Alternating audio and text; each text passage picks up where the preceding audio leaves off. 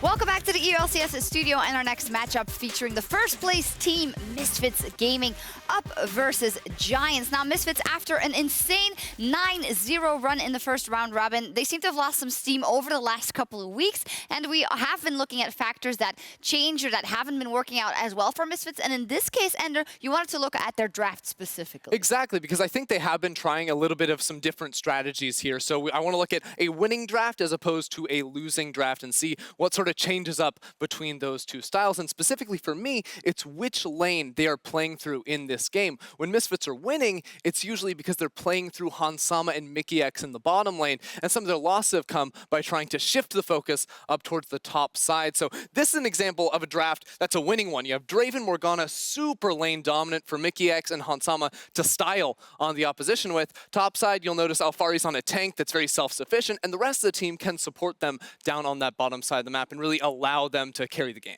This was the one where they absolutely stomped, I believe, that Yes. Draven just got that first blood. Hansama went all in, which I think is also what you expect when he feels confident to pick that champion. That is what he will do. So what is the different side of the coin for Misfits? What do they go with on other times that is not so successful? Well, yeah, if you look at their loss last week against Splyce, I believe, all of a sudden things start to change up a bit. You have Alphari shifting his focus onto a damage-dealing top lane. I believe he was playing the Jarvan. And then bottom side, things mix up as well once we get those up on the screen, because Hansama and Mikyx, they're no longer looking to dominate the lane. Ezreal is not a champion that's going to be getting a bunch of 2v2 kills. And as I say that, I believe they did end up getting one 2v2 kill in this match, but that's not the focus, because the big difference is that Maxlor all of a sudden is playing around topside and getting ganks so that Alphari can be able to deal enough damage on the Jarvan. However, there is a thing to say for practicing your flexibility and looking at different compositions, right, in the race for playoffs, because Misfits were 9-0, so they had a bit of a cushion. So what do you think of their approach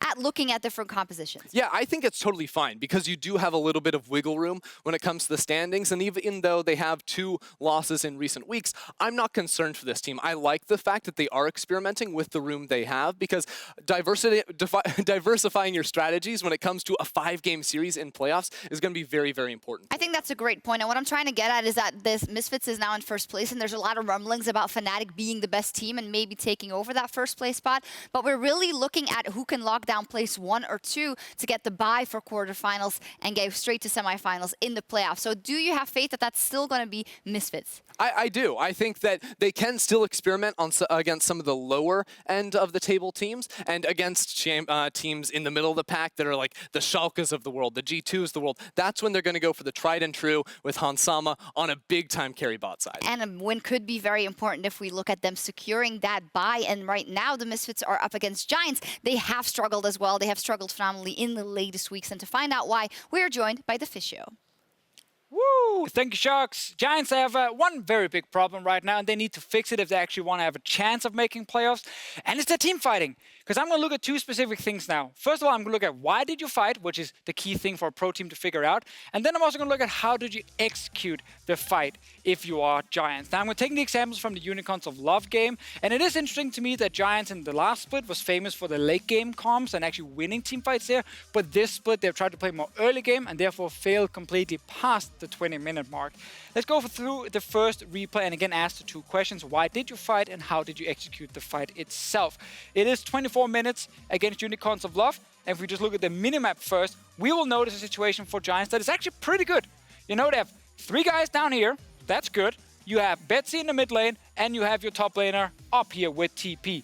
You actually have a 3 versus 2 situation on the bottom side, and you will notice that the mid laner Betsy can easily walk down and join. So why did you fight? Well, because the enemy Yasuo has no flash, and because the enemy team is outnumbered, so it is a good reason to fight here. Sadly, I will just point out that this little bad boy will not happen. Actually, what Betsy decides to do for some reason, I'm not sure why, is he goes back to the mid lane because he's potentially scared of losing some minions and some damage on his turret, and that actually allows this Unicorn's bot lane to move down. So let's just see the clip in action. I'll pause when we now look at number 2. How did you execute this fight here? What's key to highlight is because Betsy is not moving from the mid lane, if you guys notice once more on this minimap here, he's actually sitting right there, moving further away for the fight. So because he's not moving, you need to win this fight in a couple of seconds. The initial engage needs to kill the Yasuo so you do not get outnumbered, otherwise you are in big trouble. But right here was the Gragas ulti, missing Exile without flash. And that means now that Exile can actually buy a bit of time for himself, dash over the wall. Sadly for Nukes a lot, he does actually get him back. And remember what I said before, you gotta win this fight in the first couple of seconds. That did not happen. And look how 5 members of Unicorns are already here. And now we have Betsy joining when the fight is effectively already over. So this was actually a correct fight to take if you are Giants, but uncoordinated engage, Betsy moving back to mid lane and missing your key skill shots, meaning you don't kill the no flash mid laner, well then suddenly it backfires and you lose a key fight.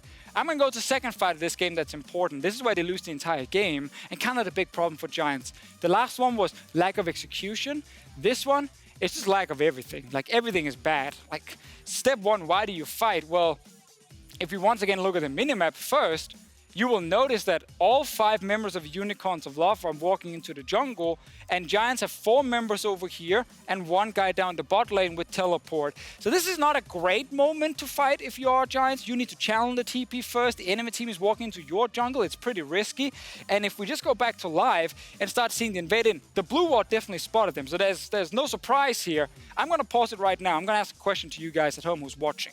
If this guy, the Orianna, and this guy of ours does not have flash, should you be fighting in the jungle against a Rumble who, by the way, can cover this area with an equalizer, maybe can cover this area as well if he wants to shoot it that way. And again, you do not have flash on your carries. Oh, and by the way, your defensive support, Tahm Kench, is on the side, kind of flanking in this whole thing. No, you should not take the fight. So question number 1, why did you fight? Well, now, 0 reason. You're just trying to catch them out. I'm just going to show you the clip because it's an absolute disaster. These guys can't get out of Rumble ulti at all. They get hit by every single skill shot that lands to the back line. They get completely destroyed, and they actually opted into this. So this is where I have to question Giants at the moment, and I have to question their coach Coops, who's actually called the late game king. If this team wants to pull off this miracle run, they have to live up to that statement. We'll have to see if they can actually do it against Misfits, because they need to win tonight. Thank you, Deficio. The duo of Medius and Vedius is still here, and we've got a jolly old chap wanting to join us. It's Dan Foxdrop Wyatt. But it's the duo that everyone's been waiting for. Foxius, here we go. Yes. I love Foxius. That was the least enthusiastic high five I've seen in my life. I'll give you another one. What about Meddrop? Yeah, no. Okay, So- Champ Select, let's go.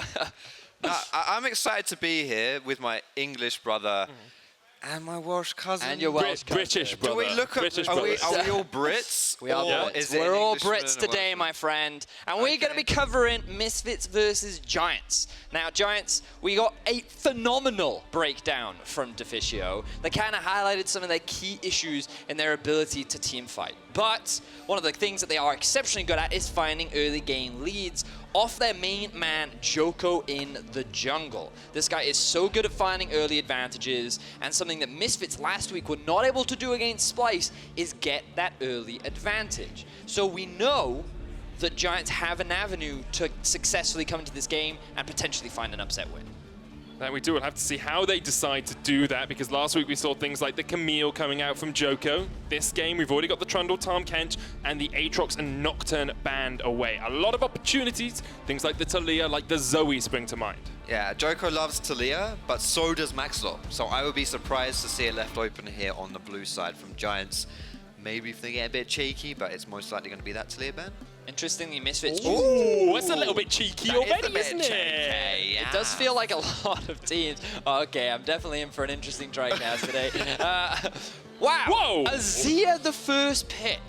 Okay. So, okay, a couple things. Azir often considered pretty good into things like the Orianna, which I feel Betsy's pretty comfortable on. He did play it last week, as we saw in the previous replay. But also, the fact that Taliyah has been left open, to me, implies that there must be some kind of answer to it. Right, exactly. And Taliyah traditionally struggles versus champions that can get in on her, because all she has to disengage is that seismic shove, which actually is not that hard to land as you might think. So we'll see whether or not they do go for that more aggressive jungler playing into Taliyah, or whether they're just like, you know what, Joko, pick what you want, we don't care. Yeah, and now we're going back old school. This is spraying Ryze versus Azir. Often kind of very early levels goes in favor of Azir. Then it goes towards Ryze as it gets a little bit more wave clear, and then once they both get their first item, it's just a farm lane. Nothing exciting happens until you get to those mid to late game fights, and Ryze kind of has a little bit more impact in the early game, and when you pair it up with a Taliyah, you are able to look for a couple of early skirmishes, look for a couple of early fights, and it looks like Giants will be relying on Joker to find themselves those early leads. What I want to see specifically from Misfits this draft is whether or not they go back to the stick Alfari Mundo duty in the draft, because they have dabbled in putting him on a more carry and playing around him in that top lane, which hasn't really had the same amount of success. But having said that, you're in the playoffs. If you're Misfits, you're in the playoffs. Now is the time to experiment and to refine strategies if they want to go for something they're not so good at, just so that they can practice that and get it ready for the playoffs. And Giants is the team to do it against as well. They haven't performed that well across the course of the split. Giants are still vying for the bottom side of playoffs, but they're probably out of contention. So Misfits here can experiment a little bit if they want. Yeah, just to clarify, neither of these teams have yet locked in. It's just expectations based on their standings and the situations that they are in. But I love that you bring up that Alfari point. Something that I watched last week was that even though this team is good at investing resources into him, he's someone that doesn't seem to have that same carry spark that players like Hansama has demonstrated throughout the regular season. And I feel like that if you want someone that is a big playmaker and if you want someone to be a carry, Hansama is the man to do it. And they gave them Xayah Rakan. Yes. I think what's ironic about Alfari not being a carry in the traditional sense of like playing carries and carrying, I still think he is a big, he carries Misfits in a big way just through the fact that you don't have to give him much at all. If you just sit him in his lane, ignore him, whatever, let him do his thing, he'll absorb pressure, he'll go even, sometimes he'll win his lane as well. And for me, that is a huge benefit to Misfits in enabling them and their strategy. So we've got through our first rotation of picks here. Ryze, Taliyah, Ezreal for Giants, Azir, Xayah Rakan for Misfits. Second set of bans are coming out as well. Kindred and Sejuani for Giants, and Rumble and Mundo for Misfits. Misfits ban them. Oh, they're going to ban the Mundo away. Giants right now, they're yet to lock in a support. They could go for something like a Braum or Alistair. Kind of answers great prediction, hard engage from the side of Rakan. Kind of limited answers when you're going up against the Rakan and you yourself lock in the Ez. So now they're kind of lacking is that top laner, and I'd like to see a little bit more engage come out from the side of Giants as they don't have that hard engage just yet. Misfits are still looking for that answer for Taliyah that we talked about as well. Olaf is the hover at the moment. Could work. There's a lot of different possibilities for them though. Ah, you got debated. You can't talk about the hovers. I said it could. I said it could work. I left it deliberately loose. In theory, I'm actually on the Olaf. Riven could work as well. Riven probably won't work. Okay, you know what? Let's not talk about the hovers because we're all going to get very excited. Oh, this one would only be okay. Oh, oh, huh? Hey! Alrighty. Rengar. That is an interesting pick there. I think that Rengar is definitely one of these champions that you jump on your target and you're a huge threat. Depending on where you're fighting, it will be extremely hard for Joko to ever take a fight around Rengar, and has to always respect the potential. Is Maxwell going to be in this area? If so, I don't want to be here. And especially after level 6, where Taliyah, one of her weaknesses is she doesn't really get any kind of power spike at level 6, no massive ultimate to help her start winning the fights. Not to say the wall is a bad ability, but just in those pure fight scenarios. Rengar, on the other hand, absolutely levels up when he gets that ultimate unlocked and really has the ability to just jump on someone, chase them down, and be a huge threat to any squishies. Yeah, and also I think, you mentioned at the end there, squishies, there are a lot on the side of Giants, except for that Poppy, perhaps. And I love this pick into the Misfits squad. You look at the number of dashes that are on the side of Misfits and how much mobility they have. You get Poppy in the front line, and she can just mitigate a lot of that mobility and kind of lock targets down and allow this plenty of CC that they have in their composition to just keep the chase down and kill that primary target. But you kind of look overall at the comps and there's a lot of scaling, there's a lot more team fighting. The main difference for Misfits this week compared to last week is their bot lane has a winning matchup. Xayah Rakan, Mickey on a playmaker, Hansama on something you can find a lot of early kills with, and I feel like this will be the biggest differential that we see from last week, and they're going to be looking to snowball that bot lane. Yeah, and Hansama and Mickey win lanes when they're in losing matchups, let alone when they're given probably the strongest duo in that bot lane. I'm always happy to see a Rakan play. Like, it's my favorite champion in the game. He's running the Samsung Galaxy Rakan skin as well, which is sublime. A little bit annoyed the fact that Hans Sama decided to go for Sweetheart with Khan, Sweetheart Xayah. Why not just Skinergize? You might as well. I like that phrase. Thank you. I mean, we put 3 Brits on the caster desk. The least they could have done is match skins. You're Welsh, so you really, like... I am a Brit. But you were selling the Brit angle yourself when I was back. He's a Brit when he's doing well. Yeah, he's that's Welsh when he's doing poorly. Andy Murray syndrome right here. British when he's winning, Scottish when he's losing. So as we jump on into the game, we talked so much at the start of Pick and Ban about early game jungle pressure. Which of these guys is going to be able to put on the more pressure? Where are they looking? What's the intention from both these junglers? Taliyah is the best early game jungler. Just going to say it, flat out. Taliyah is the best early game jungler. Rengar has the strength to fight someone.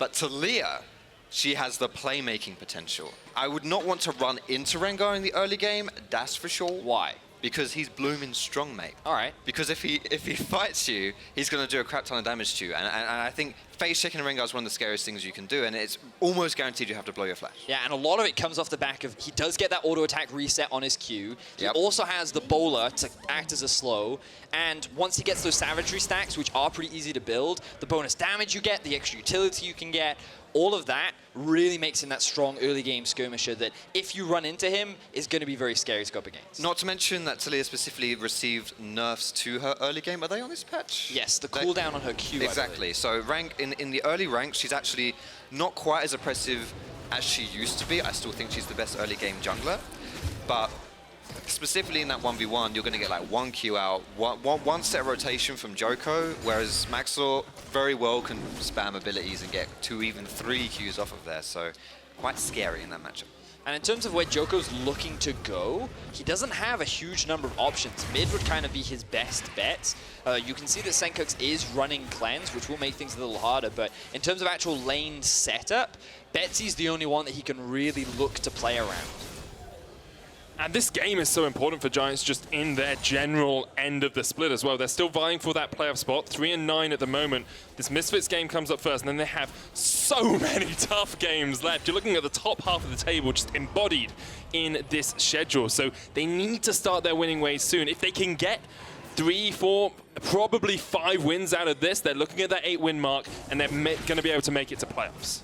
There's a good chance they might even need 9 wins to make it to playoffs this split, because H2K by themselves, without being able to pick up a win, means that they haven't been able to steal wins off of any other teams. So we're getting early. Yeah, ooh, that's the flash. It's a great prediction from Mickey as well. Predicted the arcane shift. Flash had to get used from Steelback to keep him safe. And look at that pings in the top side as well here. Maxor has taken the bot side Scuttle and has now bombed it to this top side river to do the same, really denying Joko on this early pick.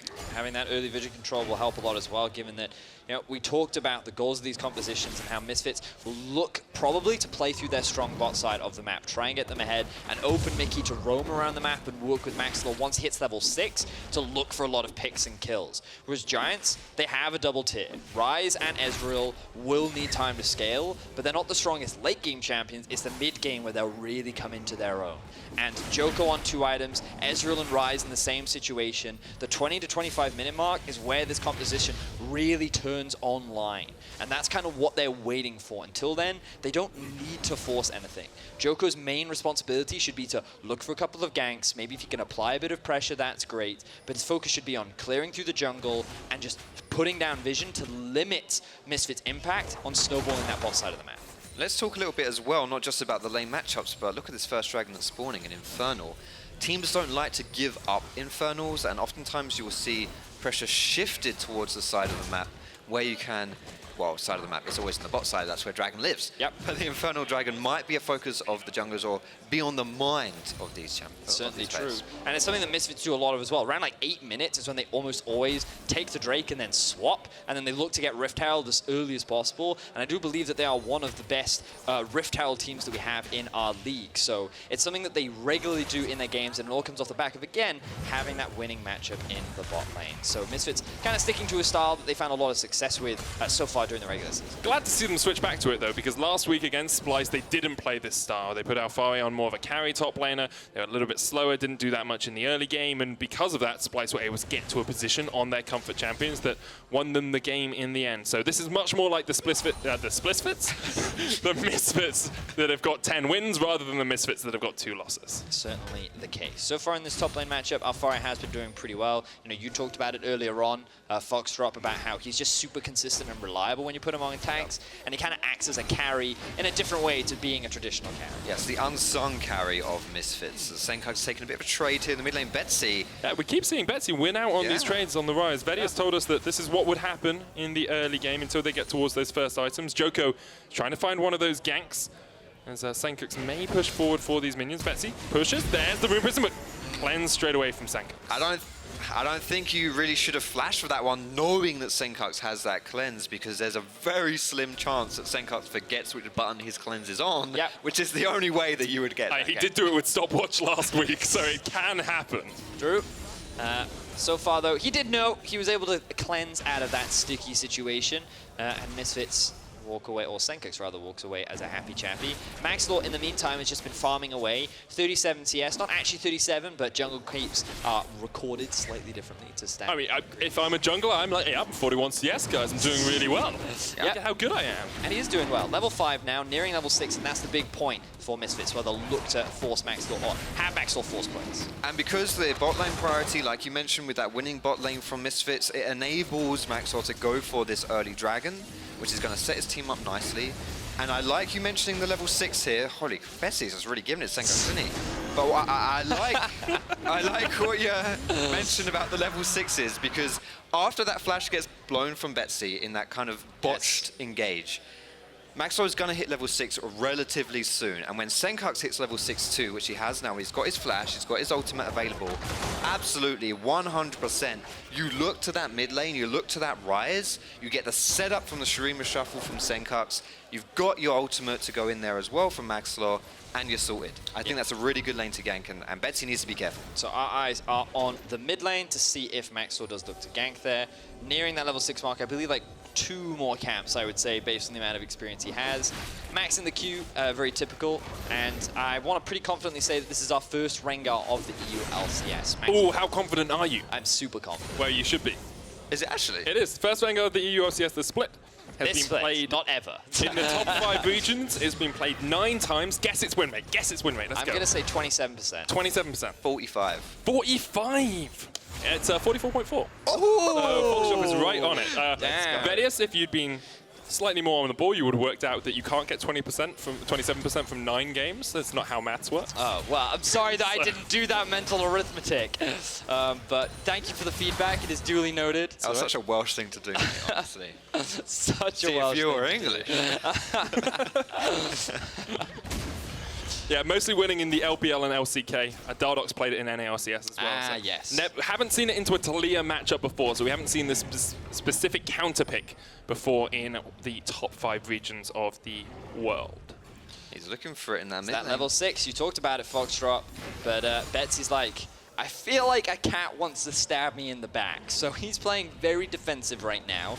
You can see Misfits even getting a bit of deep vision down because they want to look to contest this blue buff. And Maxlor there, Joko immediately backs away. Good stun onto Mickey, will force him to use the blast cone, but 4 members of Misfits are here. Around the blue, it resets. Here comes Betsy.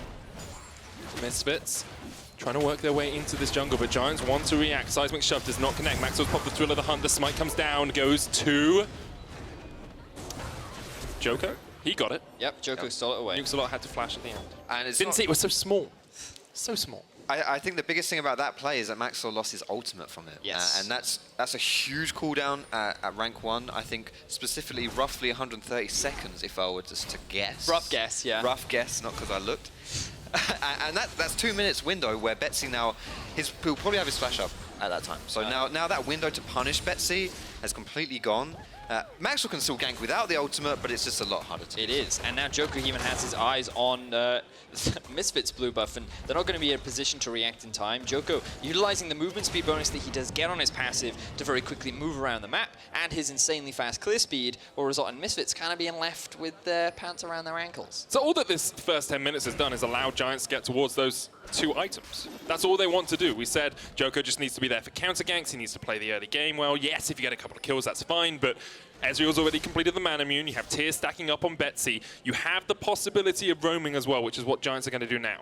They have their eyes set on Max Law. Remember that there is a ward there that he did clear out, but he doesn't know that Giants are looking for this collapse.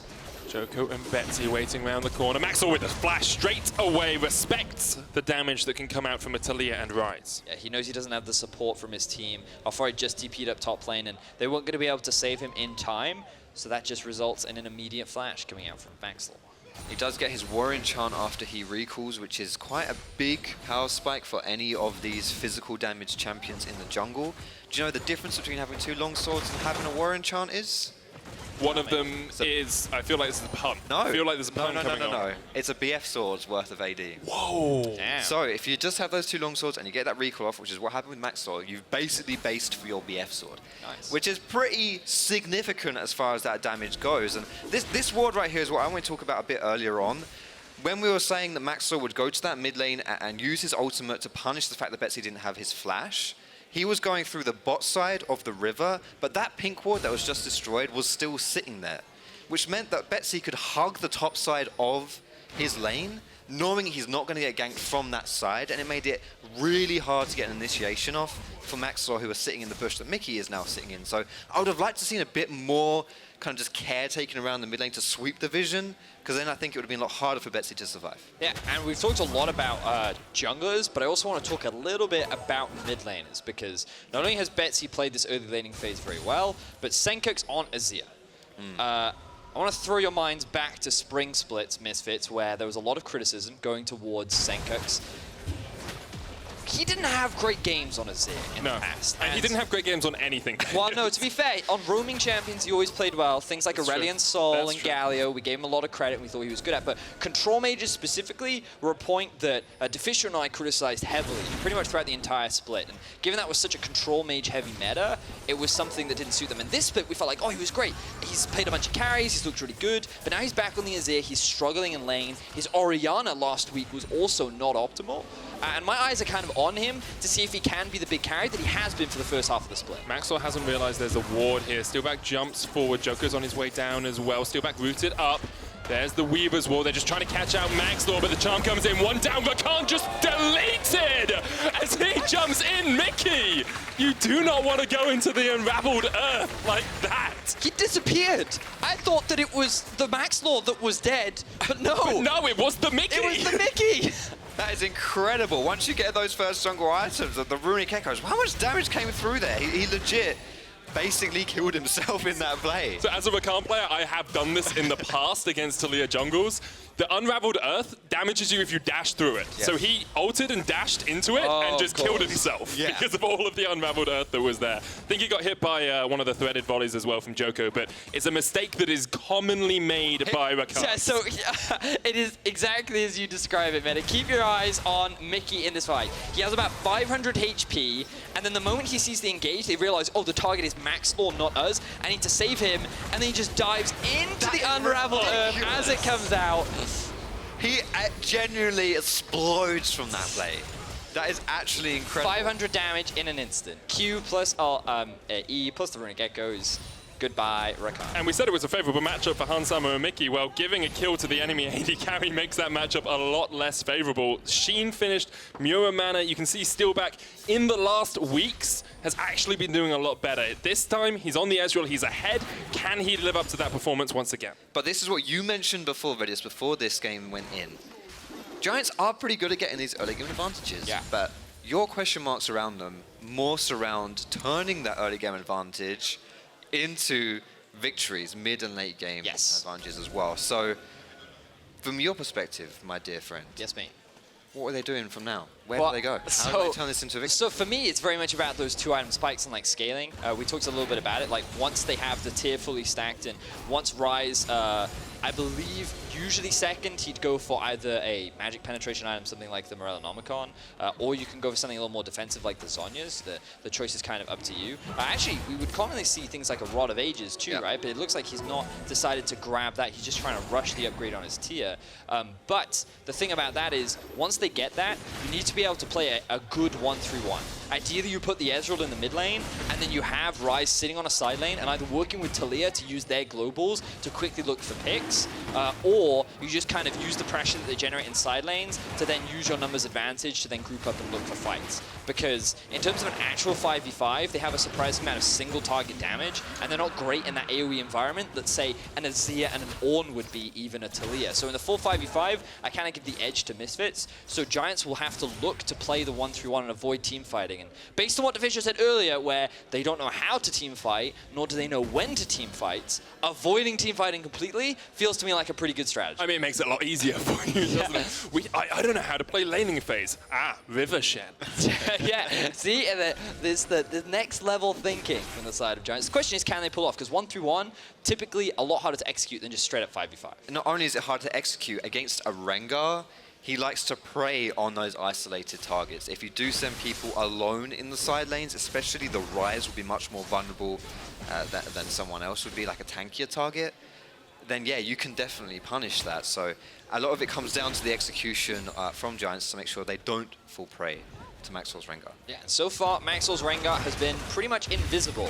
Usually that's a scary thing, but so far this game it hasn't been. They are going to look to get this early game tower down towards the bottom lane, and that is the kind of lane we expected more presence around, but with Maxwell only using his ultimate once so far in 16 minutes, that feels pretty low to me. Do you kind of agree, Foxtrot? Yeah, that's not really... That is suboptimal, I would say. It is suboptimal, especially since the only time he used it was to bugger off. Yeah, to die. Just to run away. But 4 members of Misfits are coming down towards this bottom lane. Maxwell Here we off go. the ult once again. Mickey with the engage, down to about half HP, still back running away, but the Thrill of the Hunt is doing a lot of work. Misfits have to disengage. Sencooks there with the Azir as well. Betsy did teleport into the fight, and they're able to force Misfits back towards their tower. And that's a flash blown from Maxwell as well. You dedicated the resources. The ultimate that we were talking about from Maxwell, 1 in 16 minutes, not great. Oh look, we set up perfectly as we have scripted these games to use his second ultimate. Don't tell them about the Oh script. wait, was that? Oh, sorry. That was, yeah. It's all right. Cut that out, right? Yeah, we can just edit that out. We edited that in post as well. Okay, that's fine. So Maxwell gets his second ultimate off of the game, and again, just has to completely disengage. It feels like, I mean, they're just lacking a certain something. Do you know what I mean? From Kills. They're lacking kills. They are, but they're It lacking the push in the bottom lane as well. Like earlier on, you said Misfits usually get Dragon around 8 minutes. They did it at 6. They take the tower and then they lane swap towards top. That hasn't happened. Giants have now taken the first tower of the game. They're 3,000 gold ahead, and Giants seem to just be outright winning this early game. Well, I mean, they are. And again, a lot of it comes off the back of Joko. Not only did he invade towards the top side and force the flash out from Maxwell, which kind of limited his ability to look for plays, because as you know, Rengar doesn't have that many mobility escapes, so once he's in, if he doesn't have his flash, he's kind of stuck in there. But at the same time, Joker's just been going bot lane, and he's always shown up every time Maxwell has shown up. And Mickey goes for an engage, gets wiped out by Joko right from the start of every single fight that's happened so far, and then immediately Misfits are at a health disadvantage. Maxwell doesn't have any follow-up because Rakan is out of the fight, and Giants are the ones coming out ahead. And now they've got a 2,500 gold lead, 18 minutes into a game. The tiers are stacking up nicely, the second item has been completed for Steelback, and everything looks good for Giants. I think the tiers are stacking up on Ryze, Ez, and all of the Misfits fan base with the way that this game is going so far. If you are Misfits right here, I think you honestly just want to stop doing anything, really. You kind of just want to chill out. You have the good scaling. Oh, got to fight though. And Mickey goes for the engage, but knocked up straight away, and he is dead. Listen to me, Misfits. Just stop. Just stop. It's not working. They've been the proactive team in multiple times in these engages, and they keep getting screwed out of it. Just chill out. You have the scaling. It's fine. This is not fine, though. It's just so tough for Mickey to play the Rakan into this matchup, and you can see Giants playing for playoffs. Now their coach had something to say before this game. Yeah, this game was super important because they believed that in order to still have a chance, they needed to go 5-1 or 6-0 over the next 3 weeks to even have a chance of qualifying for a tiebreaker. And while it would be difficult, anyone would kind of say the same, this has been their best week of practice pretty much throughout the entire split. We heard that from the coach himself. That was what the tweet was saying. And we're kind of seeing that. Joko is reading Maxwell extremely well. He has answered every single thing that Maxwell has tried to do, and he has shut him down. We saw another engage happen towards the top side. Joko was there, and again, keep your eyes on Mickey's HP, and every time Joko throws out that E, because he's basically just killing himself after every fight. And this, again, is the proactive team for this one. The engager is Misfits. You know, at this point, yeah, just go away, just leave, just run. No.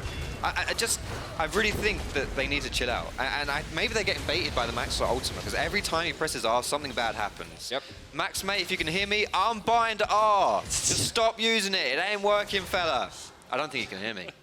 I don't think he can hear you. I should hope not that he cannot hear you. I did raise my voice that bit. No, that's true. You do that in your solo queue games as well. If someone just keeps, you know, ulting in the wrong position, it's like, mate, just unbind R for like the next 10 minutes. We'll play without it, and then we can reset. So you don't say that, because that can then get picked up for getting reports. What you do is you press tab, see that little green button where the ultimate is? Oh, and you spam ping it. There we go. That's it. I'm just communicating that it's down. Yeah, exactly.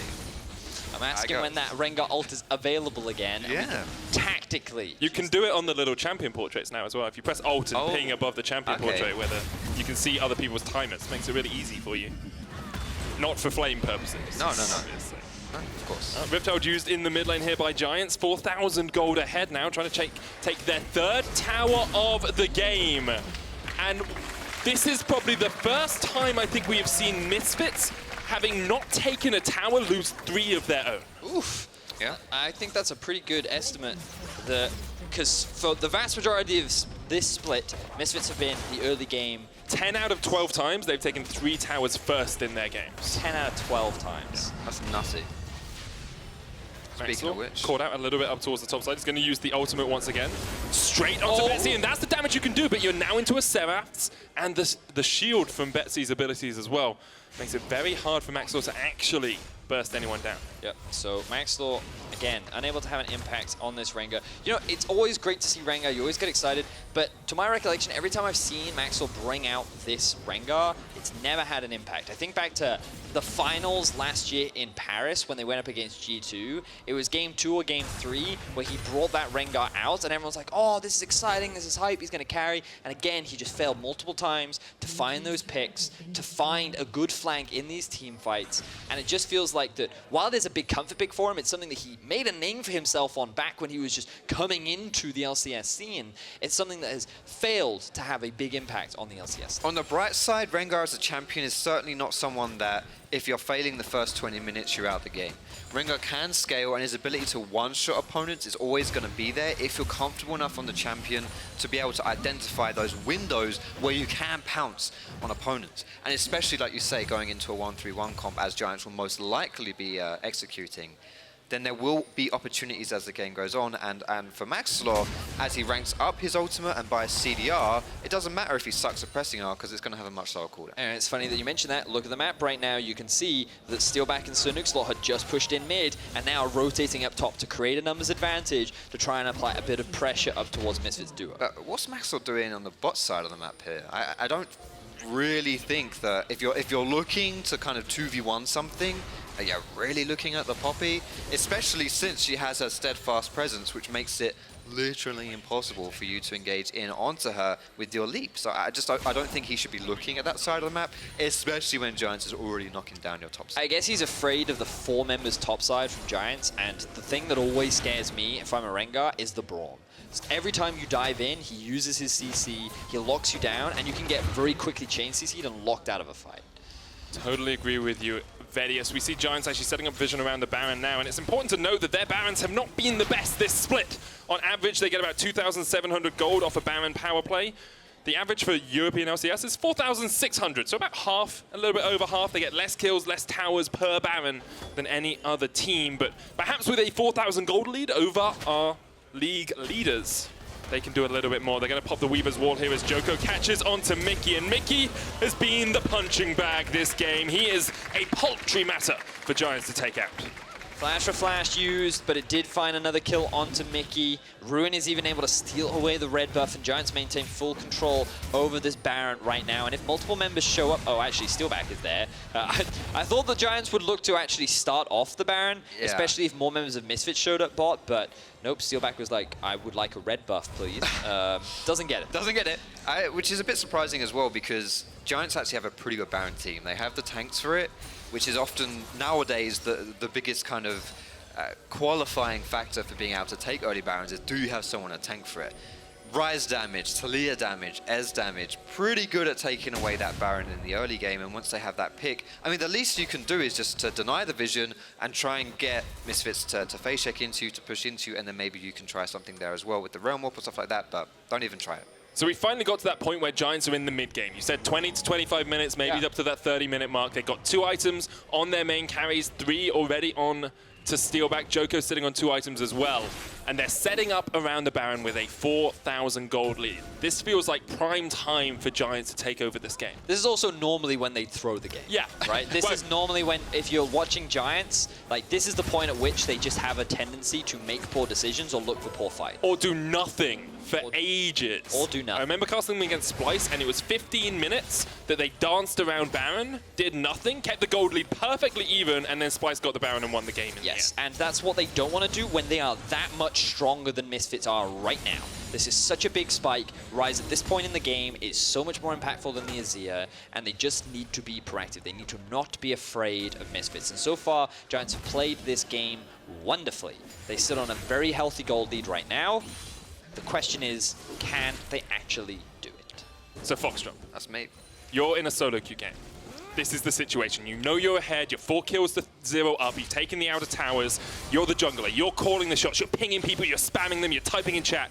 What do you do next? I say buy pink wards, fellas. Okay. Pink wards are important. You deny vision away from people, Yep. and you force the opponents to come into you, be like, oh, I wonder what's going on down here, and then bam, you turn on them, you pounce. Especially when you have a Braum, you legit, you can sweep vision around the Baron.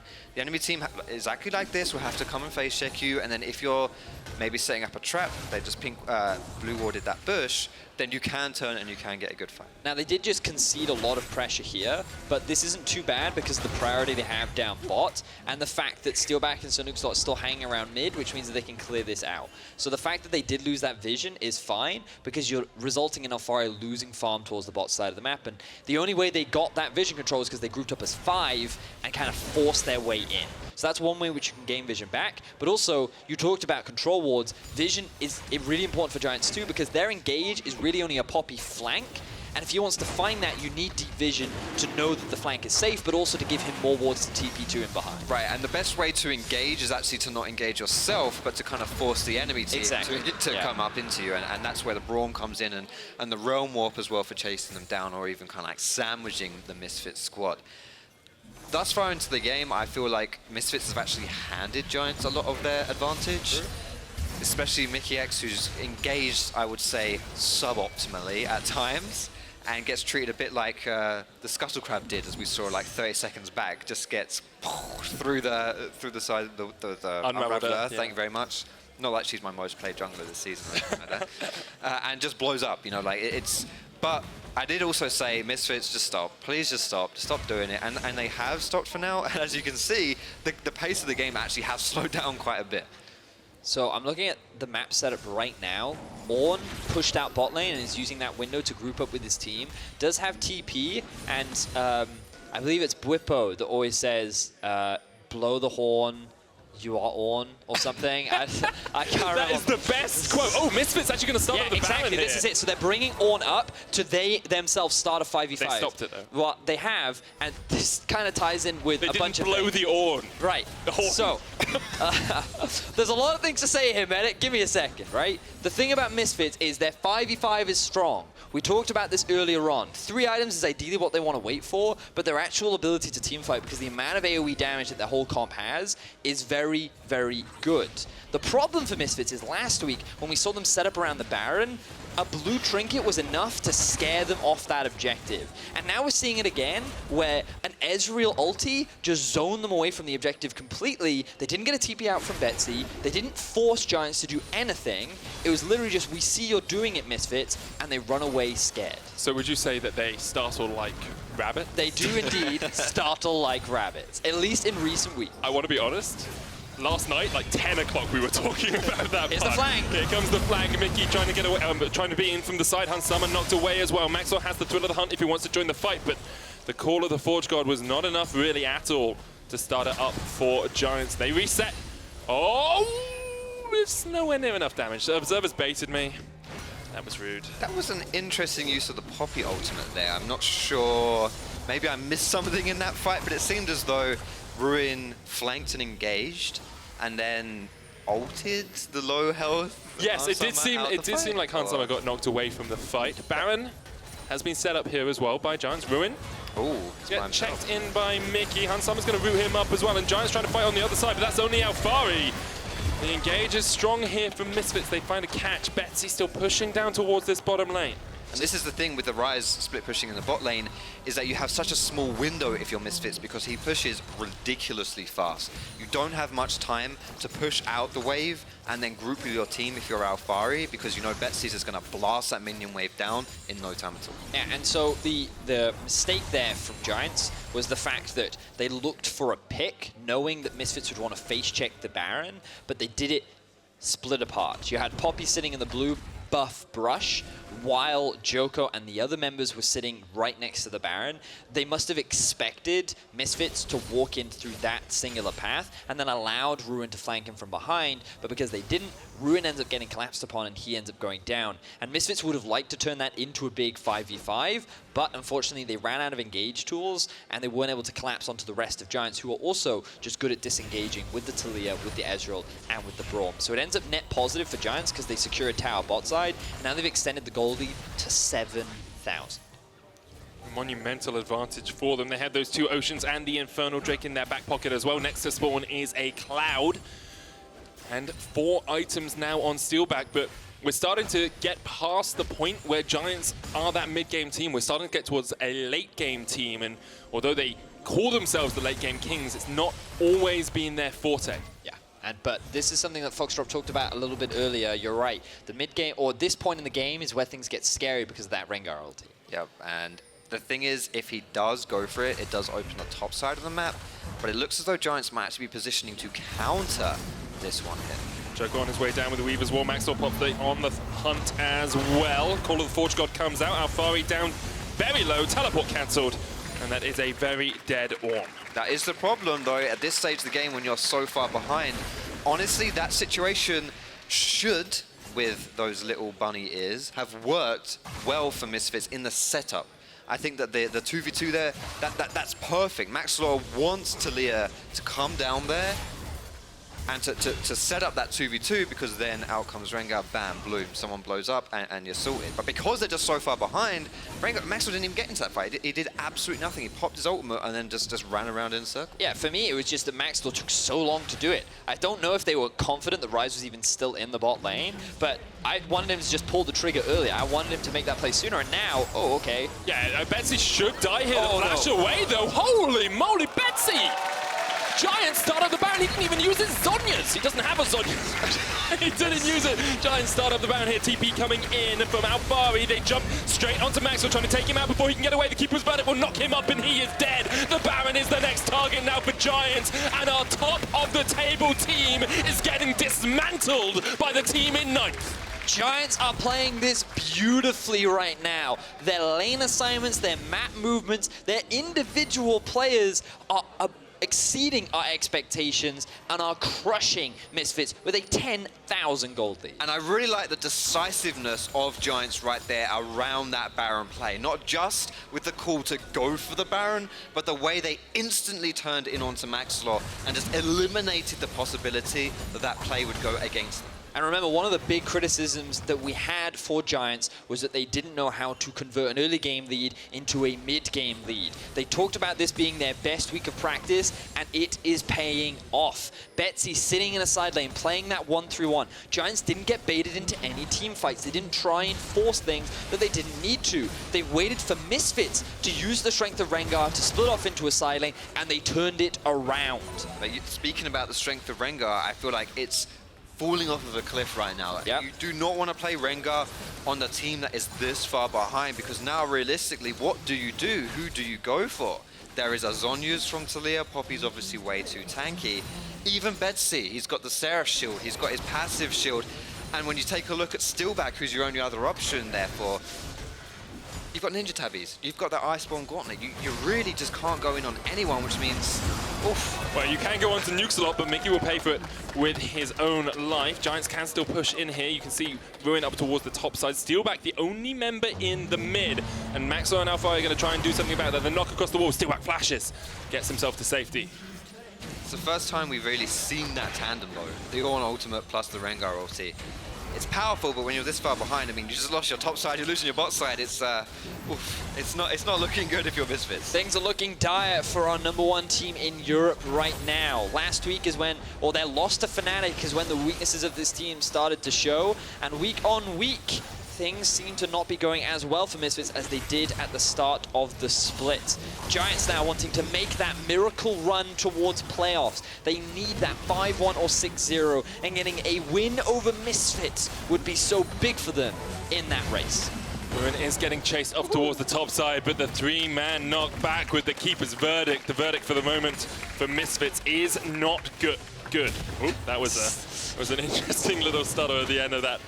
They are guilty of a lot of things, Misfits, and Giants have called them out for their weaknesses. And what I think is the most troubling weakness when I'm looking at Misfits right now is that this is the style that they were having success on at the beginning of this split. We have talked about how their criticisms and their kind of flounderings from their recent losses of being maybe they're trying different stuff out, maybe they're just like getting slightly complacent and practicing for playoffs potentially. This is a Misfits that really should not be losing this game and is hard to excuse. Well, there are two slight differences that I believe between early game and the mid game. You're right in that they often play towards the early game. I feel like that in this game they could have done that and they failed to do it.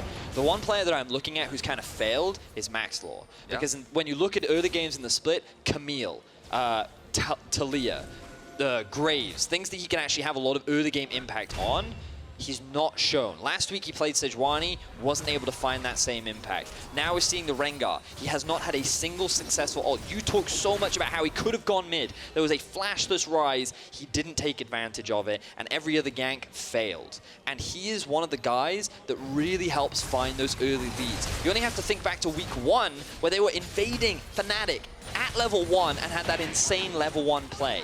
This is not the Maxlore that we're currently seeing, and if Misfits really want to stand a chance of holding onto that top spot and maintaining it, then they need to find Maxlore. Oh, Maxlore needs to refine his form. Reaver's Wall used here by Giants to separate Misfits from their last remaining inhibitor. Misfits only picked up 2 towers and 2 kills in this game, but Mickey's looking for the flank, the one-man knock-up. He's already down so low, and Giants can force the tempo of this game. They want to kill the top dogs today. Maxwell goes down into the GA. He will fall not soon after. The call of the Forge God, praying to some deity to save you, Alfari, but Giants do not answer to any god you know of. They take down the Titans of Misfits. Sankux dives into the midst of it all, but still Joko comes out on top with the triple, the ace. Giants destroy Misfits in their base, and the team in 9th place is going to take out our split leaders. Giants come out huge. The playoff dream is still alive. Massive win for Giants. The upset happens and the beginning of the miracle run starts today.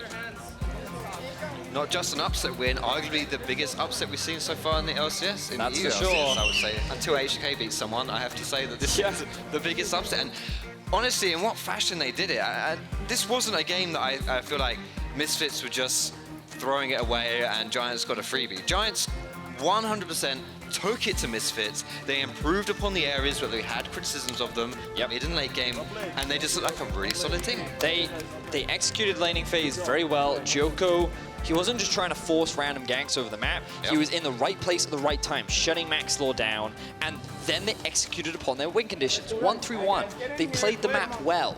Yes, perhaps you could argue they were a little slow. Maybe they could have forced things a little bit quicker, but in the end, they didn't need to. They punished the mistakes from Misfits effectively. They found those leads, and they didn't throw them away. And so much credit needs to be given to Betsy with how well he played. And to Steelback. In all honesty, matching up into Hunsummer in the lane, getting that first kill down towards that bottom side, and doing the most damage in the game as well. Ezreal it's easy to do damage on. You just spam out those Qs, but to play those final team fights well, Joko did as well. Just overall, I'm in awe at how well Giants played this game. Yeah, I mean, you mentioned the mid-split MVP not having a great performance, that being Maxor. 5k damage there, not great. This play happens right at the end of the game, which is just really the Hail Mary for Misfits. They have decent engage coming out of that Rakan, and as was really a theme of this game, Rakan jumps in, Rakan gets sent to the Shadow Realm. Yeah, and you think about it, when you look at this comp, the Braum is an excellent answer to so many of the tools, the engage tools from Misfits, the Poppy as well. Just so many, it made it so difficult for Misfits to actually engage these late game fights that with this massive lead, they could never really find a big comeback miracle fight. And do you know what else is a good answer? Being 10,000 gold up. Yeah, that does help, just a little bit. Have to get to that point first. We want to get input from you guys on who your player of the game is. Head on over to Outlaw Esports on Twitter and vote for Joko, Betsy, or Steelback. He had decent damage. For me, I'm looking at Joko or Betsy. Oh, I hear Steelback. Yeah, great call, Foxtrot. Yeah, really solid player, mate. Solid play. Steelback. To get some more insight on Giants win, let's head over to Law and Steelback. Thank you, Medic, and congratulations, still back on this one. Now, the late game Kings taking down one of the most early game standard team in the LCS. What was your strategy here coming today? Well, pretty much today we knew they were a really strong team, so we were coming in the mindset that it was hard, but the whole week in Scream we legit won every game, like we were undefeated, and we were always doing good in Scrim, but on stage we had a hard time. But I feel like today it was like in Scrims. So I'm really happy that we could actually manage to play without any pressure on us. Yeah, your coach was saying it's one of the best week of practice you have during the whole split. Yeah. Could you elaborate on that? How was that different? Well, pretty much, I don't know, this week it was like maybe the champ pool, the meta changed again and there was new patch and a lot of things changed and we kinda found our way how to close up the game because before we were really good early, we were always getting ahead on lane and on rotation, but we couldn't close out, so we focus on mid-game, late game only, and we actually managed to do it today. And it worked, and it worked. So here the playoff dream stays alive, but what do you have to stay to keep this playoff dream alive and make it a reality? Well, I think we have to win like almost every game. We have only one loss possible. I think it's still alive. I think we can still make it. I hope we're gonna do it, but we focus game by game and we try to work hard to show that we're actually a good team. Yeah. Who would you say is your toughest opponent coming in the upcoming weeks? Well, definitely Fnatic. I think they're really good and it's going to be the strongest team to play against. So we're looking forward to play versus them, yeah. Well, I wish you good luck on this one and congratulations. Thank you. Again, now we're going to go on to a short break. And when we come back, it's going to be Vitality versus Fnatic. But before that, let's take a sneak peek on the match of the game tomorrow, match of the week tomorrow. G2 versus Fnatic, for these organizations, for these specific players, it's personal. When G2 went to the final, they thought that they had a chance. I thought we could win, of course, but when we lost, I was like crushed, you know, couldn't believe it. Rekkles styled on them with tentacles. Caps solo killed Perkz. He just solo killed Perkz! Perkz definitely took that to heart. G2 Esports went from winning 4 titles in a row to getting 3-0'd in a final against Fnatic. So the fact that Fnatic got their revenge this year ignites the rivalry between the organizations. To a did on the back end and he's being zoned out. Yet another kill to Perkz. Last time it was the beginning of the season. It was G2 who knew exactly what to do with their funnel comp. On the other hand, G2 Esports after Rift Rivals haven't been that on point. It still looks like G2 is having some jet lag, so I wonder what's going on there. But in the last couple of weeks, they have made some statements. This is great from G2. Now I want to see what they can do versus Fnatic in their revamped form. The skill level between these two teams, it seems almost dead even. I don't see it being even for very long. Jankos is really not playing around. If I do manage to out-jungle him, then I can be satisfied because I've taken down the jungle in Europe that I respect the most. You get to watch some of the best players in Europe play the best picks in the current meta. Fnatic, they are without a doubt the most creative team at getting early leads. G2's way to win this is through the top side of the map. and then make sure that Perkz is not getting chain ganked in the mid lane. And not only is it going to be fighting, it's going to be with really weird champions. This will be the first time that we will actually just match up lanes and lanes. We are just straight up better. The first professional game in the LCS Caps played, he solo killed Perkz twice. And I think Perkz is a smarter player, but I think Caps is more hungry. When these two are matching up against each other, they are fighting for the title of best mid laner in Europe. Most mid laners in Europe are really afraid of blind picking against me, so I'll get all the strong champions while Perkz is going to try to find out a counter he doesn't have. He's like cocky ninja. Wuhan mid would not work against me. No one even comes near Caps when it comes to mid laners in Europe, and that has to hurt for Perkz. Like every single player from his team goes mid. That's what makes it hard to play against him. I'm going to have to keep an eye on my mid laner. He's going to do some crazy things to make sure that he's going to prove that he's the better player. Perkz was the best mid in EU. I always felt that I was the second best behind him. So I feel like I kind of overcame him. Would even question if he's the second best mid. G2 versus Fnatic is the best we have to offer in Europe. There will be supports roaming, there will be junglers ganking, there will be mid laners fighting, then you're guaranteed action. I want G2 to say, we won't have a repeat of the Copenhagen finals. We are here and we are back. I just want to crush them. I just want to finally be able to win against Fnatic. No one's going to play around in this one. Everyone's going to go at each other. It's going to be a bloodbath. This could be the best regular season game we've had in years.